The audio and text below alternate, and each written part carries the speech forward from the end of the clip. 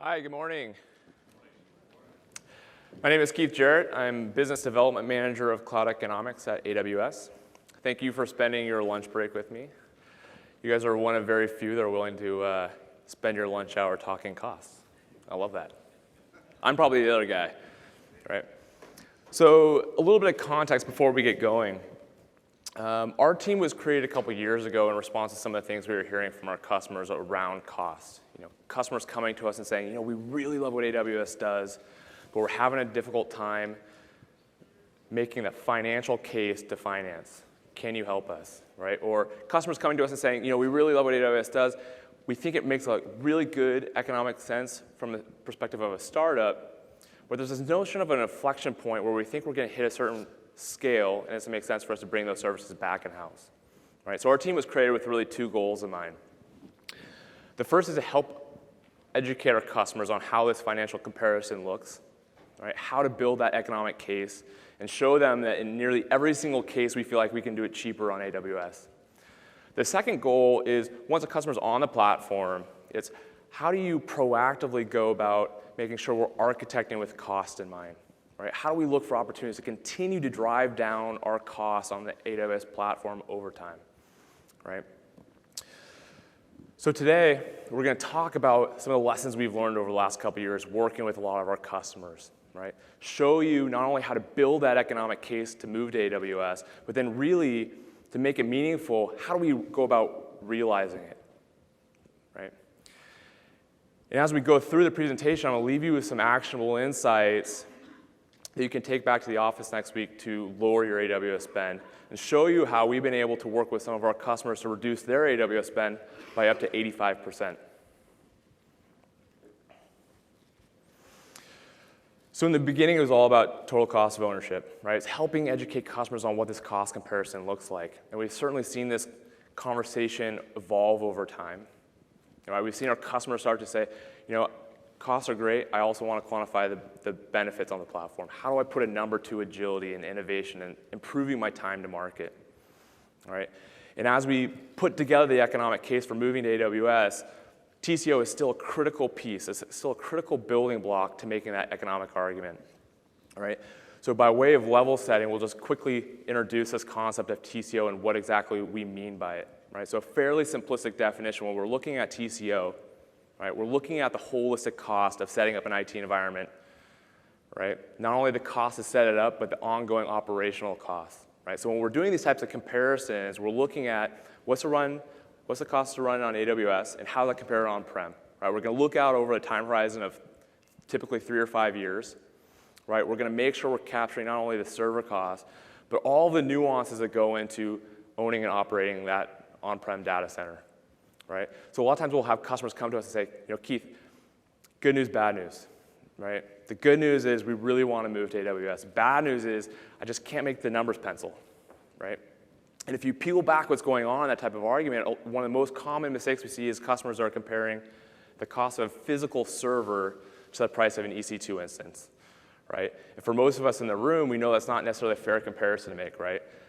Obviously, the price of EC2 instances include the cost of physical server. It's a big part of that price, right? But there's all these other costs that go into making EC2 available, right? We have software costs, we have operational costs, we have power cooling costs, real estate costs. And so when we're trying to make this apples-to-apples economic argument for our customers, our job on the economics team is to really tease out all these various hidden costs, right? And how do we make these cost comparisons? So we know it's not an easy comparison to make, so how do we do it, right? When we step back and we look at all the various cost drivers that go into setting up your own on-prem environment, we typically think of them in terms of 4 key cost categories. It's server cost, storage costs, network, and labor costs, right?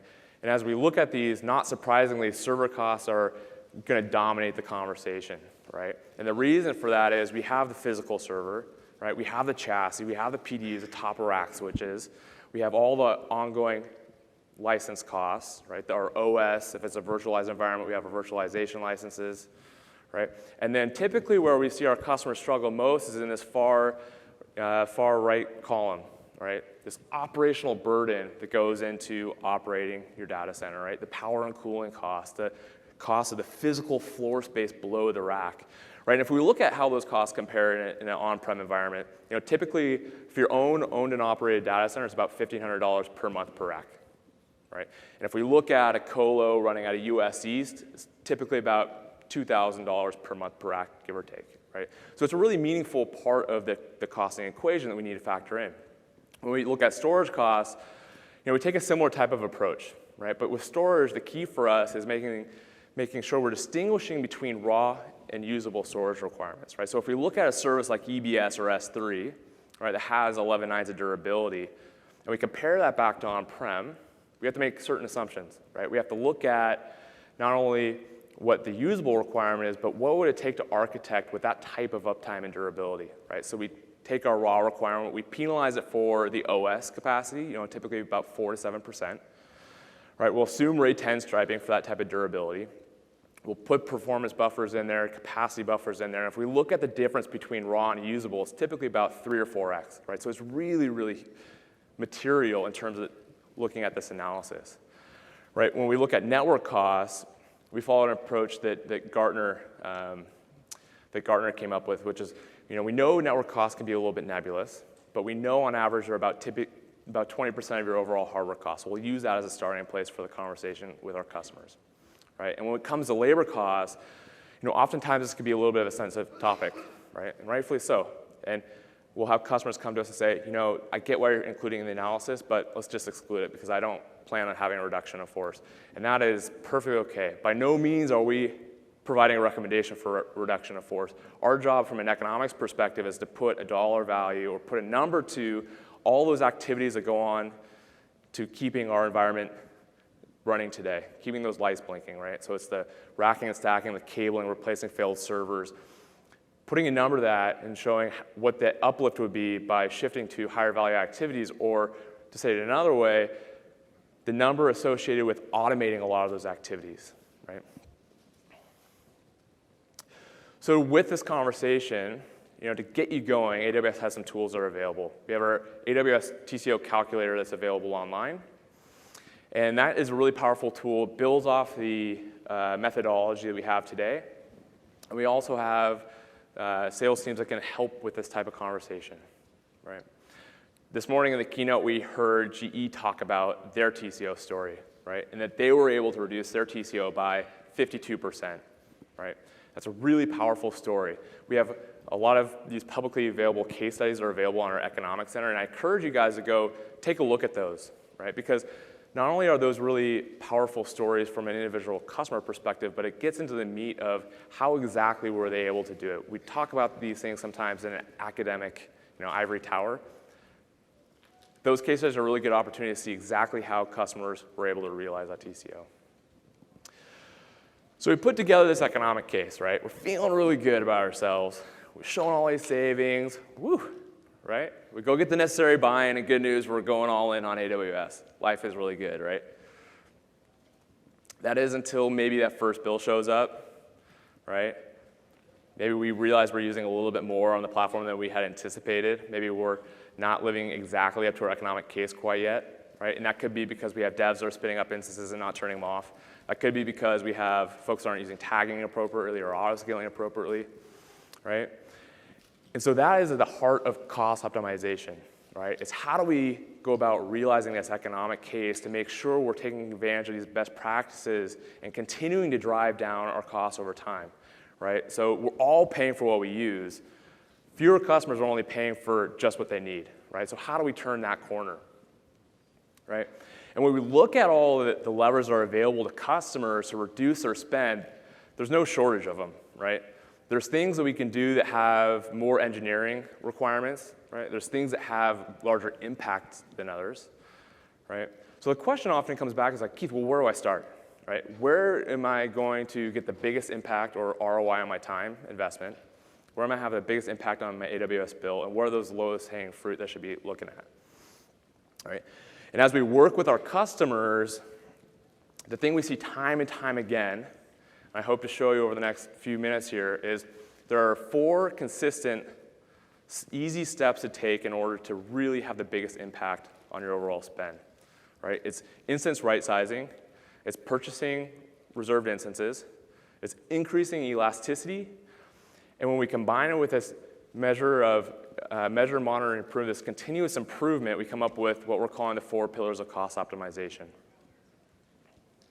So let's dig into each of these a little bit. So right-sizing is really about looking at, are we using the right instances from a cost perspective, right? AWS offers nearly 60 different instances available to customers, which is a really great thing from a technical perspective, right? It allows me to go combine, look at what is the perfect instances from a technical perspective for my workload. But when I overlay cost into that picture, it starts getting a little bit more daunting, right? How do I select an instance that's not only meeting my technical or performance needs, but also doing it in the most cost-effective manner, right? That's what we mean by right-sizing, right? So when we go do this, the way we go about it is we look at the instances that are deployed, we look at the utilization, we'll look at CPU, network, storage, and RAM utilization, all right? We'll leverage our CloudWatch metrics, right? Customers who are really efficient here typically set up their own custom RAM metrics, right? So for those RAM or memory constrained workloads, we can provide even better recommendations, right? And as a rule of thumb, when we're looking at optimization, it's right size, then reserve, right? But if you're really growing, you're really cranking, you're shipping features, and you think that that's not going to happen in a really time-efficient way, it could really still behoove you to purchase reserved instances, right? And the reason is, probably nobody in this room is going to be surprised to see reserved instances as part of this conversation, right?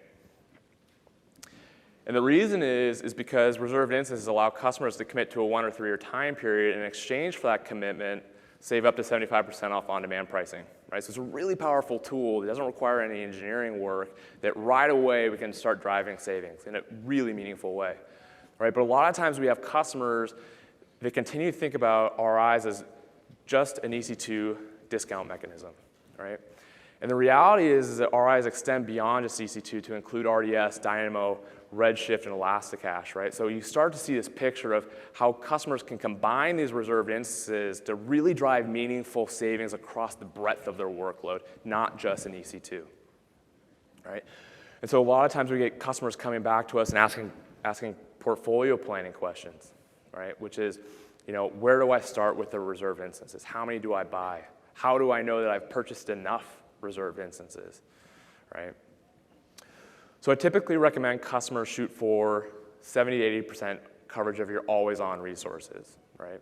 And the reason I recommend that is because it is going to drive a really meaningful discount of your EC2 spend, but it's also going to give us a little flexibility. So if we're re-architecting, refactoring our applications, we're not necessarily locked into an instance family, right, or region, right? And then the story becomes about utilization. Once I've gone out and purchased those assets, it's how do I actually make sure I'm utilizing those assets? So if I'm purchasing 70 to 80%, the next benefit of doing that strategy is I have pretty low risk that I'm going to be able to drive nearly 100% RI utilization, right?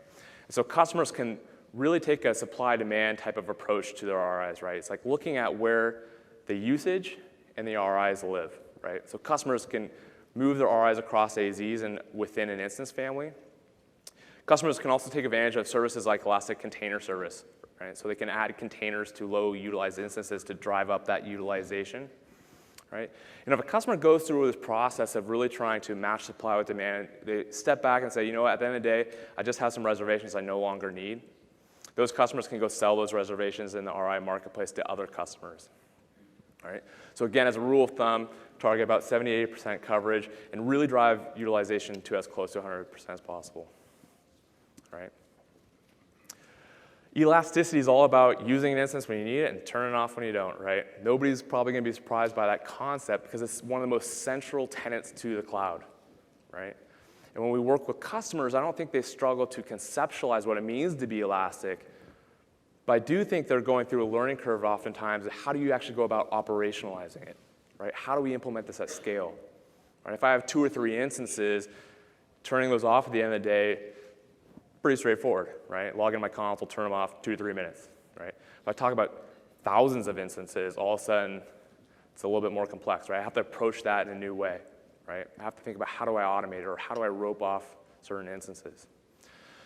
Right, so one of the easiest places to start is looking at my non-production environments. Right, if I'm looking at a dev test environment that's running out of a single AZ, I can turn off those instances outside of business hours and save up to 75% off of what I would be running if I were running just always-on instances. Right, and then when we shift the conversation to our production environment, then the conversation is all about auto-scaling. Right, how do I get more granular and more precise with my auto-scaling, make sure that I'm horizontally scaling out to meet my peak capacity needs, but constraining it and pulling back when I don't, and paying for something much less. Right, so we talked about 70 to 80% RI coverage. The remaining 20 to 30%, great to cover with on-demand and spot. And when I look at that 20 or 30%, really should be striving to drive that elasticity as high as possible. Meaning 50 to 60% is a good stretch goal of those instances being turned off. All right, so as an example, if I look at an application that has kind of growing, spiky workload needs, right? In a data center, over-provisioning is just a necessary evil, right? I'm used to that. That's the old world. I have to do that in order to prevent my application from crashing, right? So I got bad news, right? If you're using AWS like you're using your data center, you're doing it wrong, right?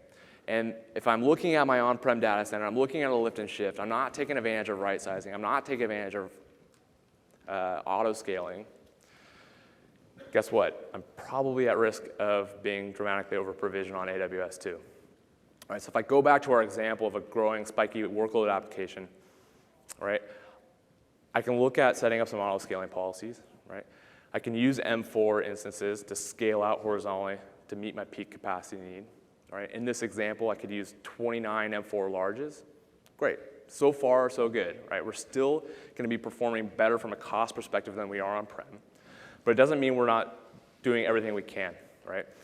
And if I look at how that compares with using a smaller building block, getting more granular, more precise in my auto-scaling policies, I can actually do that same horizontal scaling but use T2 mediums instead. So instead of 29 M4 larges, I can use 59 T2 mediums, right? And by doing that, I can save up to 14%. Right, so that's a really great story for auto-scaling, and if I look at just generally from an economics perspective, it makes more sense to use more smaller building blocks than it does fewer big building blocks, right, instances, right?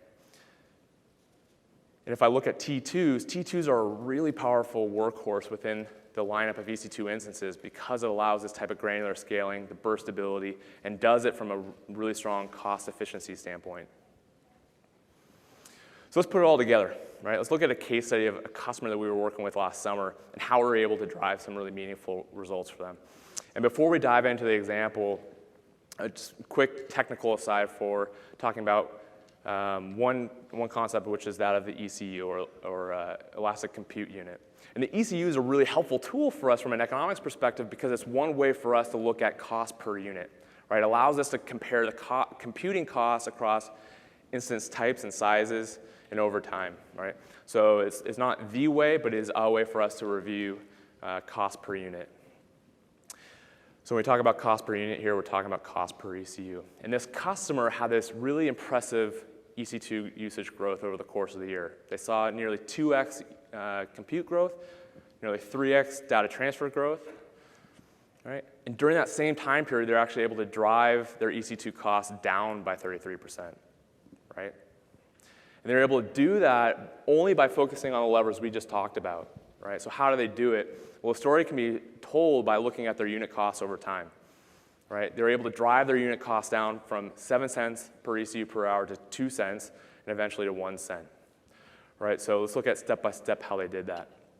Well, the first step in their journey was looking at, have we deployed the right instances, right? And so this customer is running a fleet of web servers that was running on our previous generation M1 instances. So the first step for us was to look at converting those to C4s. And if we compare the costs of an M1 instance to the cost of a C4 instance, what we see is that M1s are typically priced at about 7 cents per ECU versus 2 cents per ECU, right? So as a result of this, the customer, through right sizing alone, was able to drive their unit cost down by 70%, right? Really powerful story for them. No commitments, no contracts, no reservations to manage. Through right sizing alone, this customer is able to drive their unit cost down by 70%. Right? And then the next step in their journey was purchasing a block of reservations. Right? Going and looking at their always-on resources and trying to get at least a good coverage of their reserved instances. So you can see their on-demand start to shift to RI coverage here. And you can see that they still have a pretty spiky EC2 usage, spiking and growing. Right. So through the purchase of those one-year RIs, they're able to drive down their incremental cost by another 30% for a total cost savings of 85%. Right? And what you can see is not only is it trending down, which in this case is a great story, but it's actually starting to trend up a little bit at the end. Right? And what's going on there is, if I go back a slide, is it's a spiky growing EC2 usage. Right? So if the customer thinks that that is temporary in nature, they can cover that with their auto-scaling policy, scale up using on-demand or spot instances, and that's a good story. If they think it's the new normal, if they think it's going to be persistent, they can go out and buy another block of RIs in order to drive those unit costs back down to 1 cent per hour. All right? So it sounds pretty easy, right? Well, the reality here is, these types of changes, these types of transformations are difficult, right? There's organizational behavioral challenges. And what we see is customers want to approach this as a technology problem. And we know that technology is a really big enabler of cost optimization, but I encourage everyone in the room to also think of this as a people and process challenge, right? So we'll talk about a little bit how to implement some of those things. And this is where that fourth pillar comes in.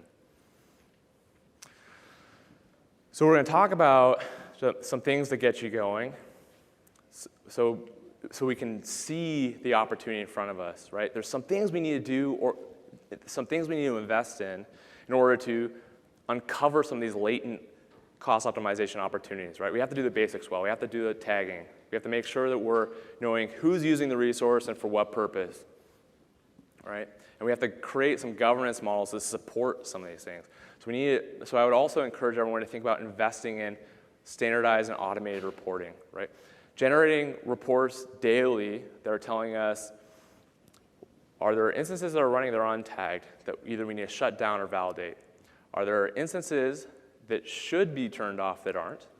And are there instances that are capable of downsizing, right? And so it allows us to continue to follow up and improve our architectures and drive organizational change, right? And then it's really important for us to look at RI recommendations as well as just ongoing reporting and dashboarding needs, right? So AWS has some options here to get you going. We have Trusted Advisor, which will provide RI recommendations as well as highlighting underutilized instances. We also have Cost Explorer. And Cost Explorer allows customers to kind of untease exactly where their spend is going, as well as budget and forecast and predict their ongoing spend, right? We also have partners that have been really successful in this space, right? We'll have one up in a minute, but these are typically the 4 partners that we see most often, right? And customers are really pleased with them because it allows them to really implement these types of recommendations at scale on an ongoing basis and in a very cost-effective manner, all right? We've also been successful working with customers to create more bespoke custom dashboards. And so this is an example of a dashboard we built on Tableau. And these dashboards are really helpful for us because it allows us to visualize what's going on in our environment from a cost perspective, right? So in the lower right, we can see what a good RI coverage looks like as a percentage of our overall spend, right? We can look at our spend by account, right? We can also look at what savings we've been able to generate on the right, or on the left, excuse me, from the investment in our RIs, right? As well as what is the potential savings from an incremental investment in RIs. So these types of tools are really helpful for us because we can visualize if something kind of wonky is going on in the environment. Maybe I have a runaway EC2 script that's spinning up too many instances and allows me to visualize that and then go take action. But it's really helpful because it allows me to communicate more broadly across the organization, right? If I'm working with finance to justify the investment in RIs, guess what? This is a great story to tell, right? If I'm trying to justify the reinvestment in expiring RIs, there's a good enabler for that conversation, all right? So I want to encourage you guys to invest in creating this culture of cost transparency, right? The first step is really defining KPIs and what the appropriate metrics are to review your environments and your business, right? Tie those metrics back to the cost optimization levers we just talked about, and make sure that not only we're setting them up, but we're reporting on an ongoing basis, tracking our progress, setting our goals, and then disseminating those reports as far and as wide as we can, right? Also invest in the people aspect, right? Invest in a cloud competency center. Have a person or a group of people who are responsible for driving this type of organizational change and this type of governance model, right? Arm them with the right metrics and tools to be successful, because these are the people that are going to be the steward of the transformation, right? These are going to be the folks that are disseminating the reports and also following up with application owners and business owners to really help them drive cost-efficient change, right? Invest in support, whether it's AWS enterprise support or AWS partner support, right? Having someone knock on your door every day, pestering you to buy RIs, it's good incentive just to get them out of your office, right? So they really help with the acceleration of the transformation, help drive the cost down, and help provide that visibility into your environment. So with that, I want to welcome up our friends at CloudHealth, Eric Shoemaker, Vice President of Global Sales, who's going to talk a little bit about some of the successes they've had with cost optimization and arming customers with the right tools in place to really help drive some of these changes at scale. Eric? Thank you, Keith. How you doing, everybody? Thank you very much for the opportunity to be here today. I got to tell you, I'm really excited to see the growth over last year's summit and this year, and also to see during the keynote today, you saw the NASCAR slides. One of the things I'm very fortunate to have the opportunity is I've worked with many of those companies to help them optimize total cost of ownership. CloudHealth is focused on enabling business executives to view their cloud ecosystem from any functional business perspective they care about, report on it across cost, usage, performance, security, and governance, but then also leverage optimization recommendations, and then to save, obviously, an optimized TCO, but then also to establish policy and automation so that they can enforce governance policies. So just to get a general sense of the audience here, I'm very curious, maybe by show of hands, who has significant infrastructure deployed in AWS today? Okay, excellent. Do you know what functional business groups are driving them? Right? You know which ones are driving most of the cost? Yeah? Okay. And when I mean functional business groups, I typically refer to that as, customer, project, service, application, cost center, things like that. Next question would be reserved instances. Who is, out there purchasing reservations, annually? Yeah? Quarterly? Monthly? Okay. So, as we talk about the 4 pillars and how you optimize total cost of ownership, you really need to start looking at how you effectively leverage reserved instances and how do you manage those over time. Another thing is obviously right sizing, really important. Who today is using CloudWatch to collect performance metrics on their instances? Okay. Are the other applications used, to collect CPU, memory, disk? This is all very important. Excellent. It's very important to understand, all of the performance metrics about those assets being utilized so that you know that they're efficiently being utilized, okay? So what I'm going to, if you don't mind, the next slide, talk about a little bit about CloudHealth. CloudHealth is a cloud service management platform that helps organizations go through what I like to think of as the life cycle of managing their cloud. The first one is, many of the organizations we work with use many different systems and applications in their environment. You could use automation provisioning tools like CloudFormation, Chef, Puppet, Ansible, Docker. You may have different performance solutions. You might have Datadog, New Relic, AppDynamics, Xenos. Okay. You may have security implementations, like Alert Logic or ThreatStack, solutions like that. So you need to be able to collect all the data from all those different systems and applications, collect it, aggregate it, correlate it, And then in order to really understand from a functional business perspective who's spending what and how efficiently they're using those resources, you need to be able to organize into those groups that you want. And of course, it's a combination using Amazon tags or any other metadata. Then you need to be able to look across cost, usage, performance, security from those functional perspectives, and then look at recommendations around how you can optimize. Okay, and optimization can come in many forms. It could be, making sure you don't have detached storage volumes out there, available and not in use. Could be that you've purchased reservations, but there's an opportunity to modify them. Amazon provides great flexibility around how you can leverage reserved instances and maximize your investment through continuous modifications.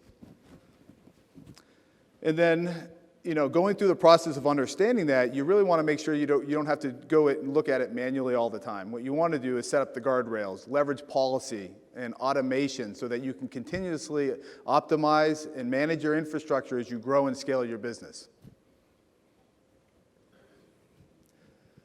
So the first thing we're going to start off with the 4 pillars here is right sizing. This is just a screenshot of CloudHealth and the focus on looking at functional business groups in your environment. And this could be, like I said, cost center, owner of infrastructure, applications, projects. In this case, I believe it's functional cluster to use to run our business. And you can see the scoring across CPU memory disk. And why CPU memory disk is important, obviously, so you know you're using the resources efficiently. And that will also allow you to then make the smart decision around around reserved instance purchases. The other piece, though, is that looking at performance metrics across your functional clusters, it's not a one-size-fit-all decision around how you right-size those assets. You need to establish policies around different groups of assets, right? So maybe your Cassandra cluster is CPU intense, and you want to weigh that more heavily than memory. Maybe your web servers are more memory intense, and you want to weigh it that way. So being able to define the policies to drive recommendations is important. And as you see on the slide to the right there, these policies that you establish for volume right sizing and EC2 right sizing will actually drive your recommendations so that should I be downgrading from one instance type or another. And then, of course, you can take action directly here or through the policy. Let's take a look at this in action here. So one of the nice things here is I have a video, so I don't have to provide a live demo. But it shows you that you can go into the platform, look at your assets from a functional perspective you care about, look at those as like a herd of assets, if you will, or by group, and then drill into those groups, and you'll be able to look at the individual instances and the individual scoring across those, and all the recommendations on what you might want to do. One of the nice things that differentiates us in the market is that many provide cost and usage reporting, but you really need to tie in the performance metrics for right sizing. And then you want to tie in the automation and the policy so that you can manage at scale as you grow and optimize your infrastructure. Some of the products we integrate here, so if anybody uses Datadog, for example, I don't know out there, but if you do, we integrate directly and can pull those performance metrics in here. So we're leveraging what you're already collecting. Okay, so we obviously store and track and trend the data. All right. A few other things it's showing here is where you can actually trigger automation to occur. We're going to get into this in a little bit more in depth in a minute, but you can define approvers and authorizers and workflows in your environment to gain the approval necessary to invoke an action. So we move on to the next slide, reservation. So now that you know your environment is efficiently being utilized and you're right-sized, now you need to start looking at reservations. When you go through that process, you really want to look at, what is the investment you might make for the specific assets that are driving those costs. One of the ways I like to approach working with different customers is that, first of all, let's see who's driving most of the cost, right? Then, are they using those resources efficiently? Then, why don't we model a reservation quote for those assets specifically? Because not everybody has unlimited budget. We can certainly give you a quote for what it would be if you had unlimited funds. But if you're very targeted in how you purchase your reservations, you know that you're going to utilize them and you'll use them efficiently. Okay? And then once you have them, you need to be able to modify those as well. And we'll talk about that. So let's take a look at that in action right here. So one of the nice things about the optimizer, so there's numerous services, obviously. So the one nice thing you could start off and take a look at it would be, for example, your EC2 utilization over time. So you can see your actual EC2 usage and the reservations on the same graph, so you can see how well you're managing and where your opportunity is, and you can expand. And you can do this holistically or by functional group, okay? Everything in the environment is filterable. You can save it, you can share it, subscribe the reports, you can access it via API, all those types of things. There's also pulse reports that show you how much you're saving based on those investments. By functional group as well, shows you underutilized reservations where you could focus some attention, maybe opportunities to purchase more reservations. Then there's the modifications, and all the recommendations you see here showing you all the potential instance purchases you can make and the modifications you can continually do. One of the nice things about CloudHealth is you can come in here and take a look at the modifications. You can actually invoke the action to make those modifications, and if you are interested, you can be like Infor or Datadog, who continuously optimize to automation. So they enable an automated capability to just do that ongoing. And here's an example of a quote. So it gives you all the information you need to make a financial justification. What is the, how much will you save by purchasing what reservation types? What is the amortized upfront, cost? And what's the payback period? And it's based on the actual usage on an hourly basis for all the different reservation opportunities. You can make adjustments where necessary, and then you can save these types of reports very easily. Now, this is starting off with the unlimited buy, assuming you had unlimited budget. And it will show you then, if you made the purchase, what changes would happen, where you would save money, where the reservations would take place, and what the order would look like if you manually entered it. But for, say that you didn't have unlimited budget and you wanted to go purchase for a very specific set of assets in your environment, you can filter it down to, the cube workers in your environment, a functional cluster, that are only running in production, for example. And then rerun the quote, taking into account any reservations that you may have already that are expiring, and maybe based on some budget amount that you have today for this month to make a purchase.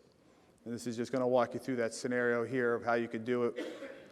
Okay. Now this, without a solution like this, you could use Excel spreadsheets and you can dump that data, you can use pivot tables and kind of figure it out. The problem with that is that depending on when you're doing the analysis and when you actually make the buy and get all the approvals in place, everything changes, right? So doing that in real time is important.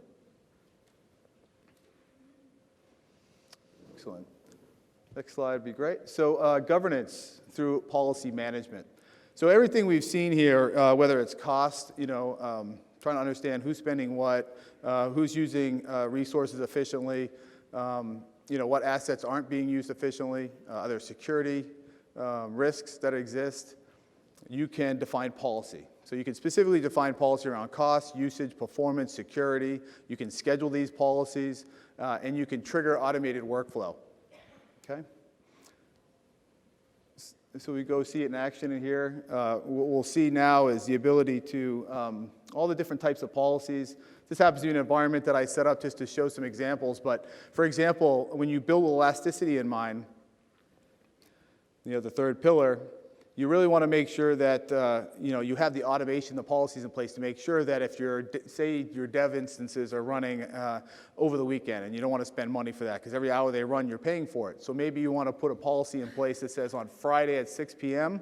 I want to shut down my dev boxes, and then on Monday morning at 6 a.m. I want to start them up before they show up to work, depending on the work hours you guys keep. So those types of capabilities really help you optimize your TCO by making sure when they're not being used, you're not paying for them.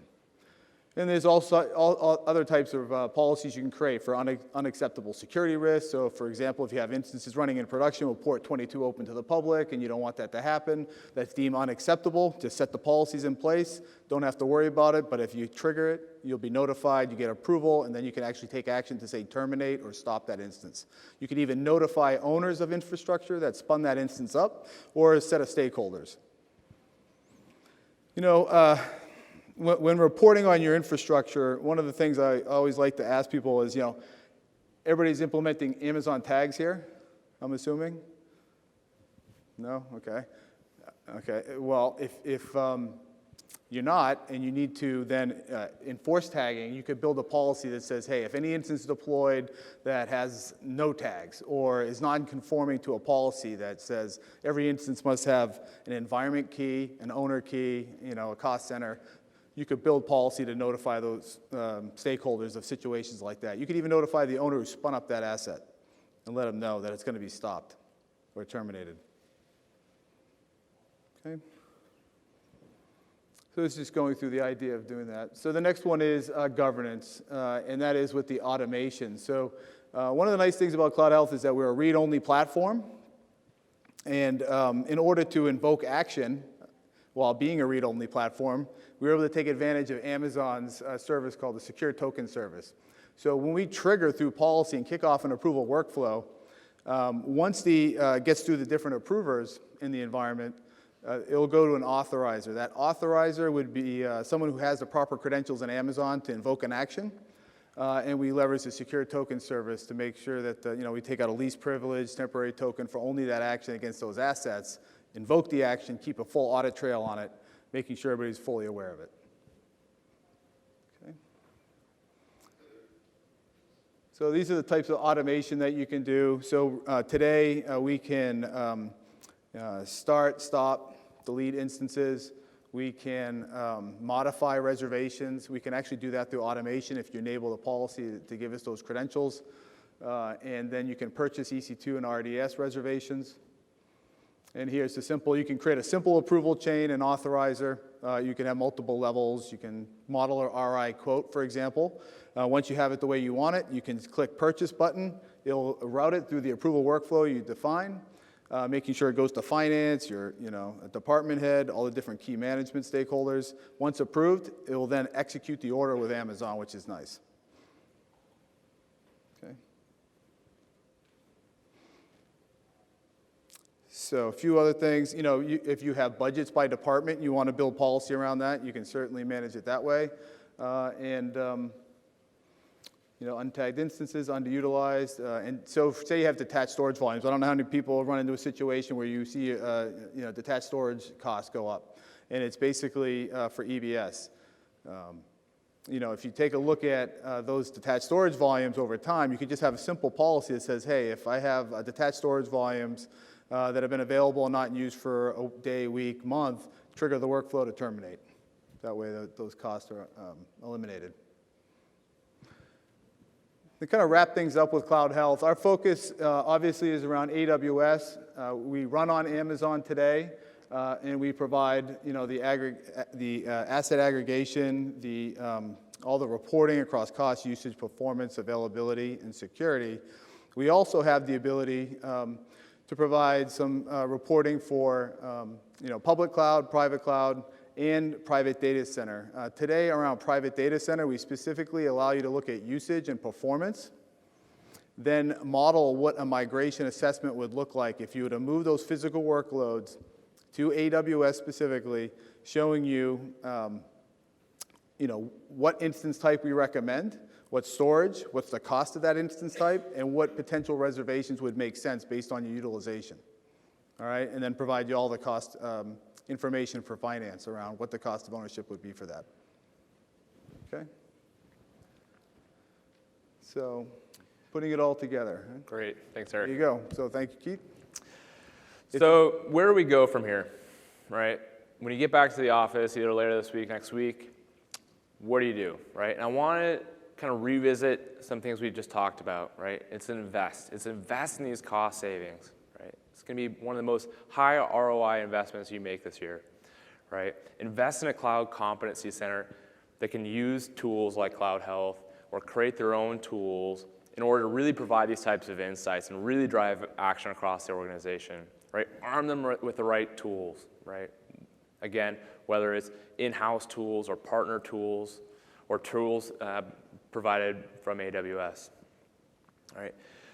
Set up your metrics. Right? Use these to drive behavioral changes within the organization. Set up your KPIs, set your goals. Make sure your metrics tie back to cost optimization pillars, right? RI coverage, RI utilization, elasticity, right sizing, right? Use those to drive change. And then last, use partners to accelerate the transformation, right? You can use AWS support. You can use AWS partners like CloudHealth, Cloudimize. There's a lot of resources that are out there for you, all right? And what you can see is when you invest not only in the metrics and setting up the right metrics and KPIs that enables the type of organizational and behavioral changes, architectural changes, right sizing and instance selection changes, it can really have a dramatic power to reduce our AWS spend, and it's all powered by this Cloud Competency Center, which keeps the flywheel moving for continuous improvement from a cost perspective. And the customers that are willing and able to really successfully invest in these various areas are going to be the ones that can not only build the economic case to move to AWS, but they're going to be the ones that are really unlocking the full economic potential to realize that business case. Thank you.